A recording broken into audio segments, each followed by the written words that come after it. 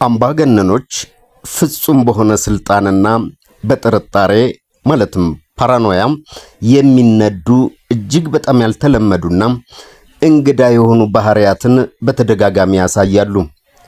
ለዚህም የተወሰኑ የዓለማችንን አምባገነን መሪዎች ታሪክን ከዚህ ወዲያ በተከታታይ እናቀርባለን።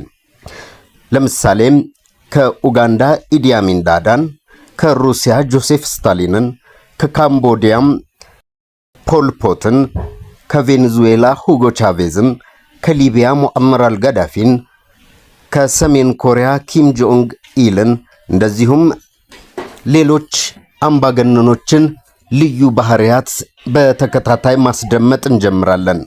ለዛሬ በኔው በራሴ ምርጫም የካምቦዲያውን ፖል ፖት እንመለከታለን። በተከታይነት በሁለተኛ ደረጃ ወይም በሁለተኛው ክፍል እንዲቀርብ የምትፈልጉትን አምባገነን መሪ ከተጠቀሱት ውስጥ ማለትም ኢዲ አሚን ዳዳ፣ ከጆሴፍ ስታሊን፣ ከሙአመር አልጋዳፊ፣ ከሁጎ ቻቬዝ እንደዚሁም ከኪም ጆንግ ኢል የትኛውን ይዘንላችሁ እንደምንቀርብ በአስተያየት መስጫው ሳጥን ውስጥ አስቀምጡልን።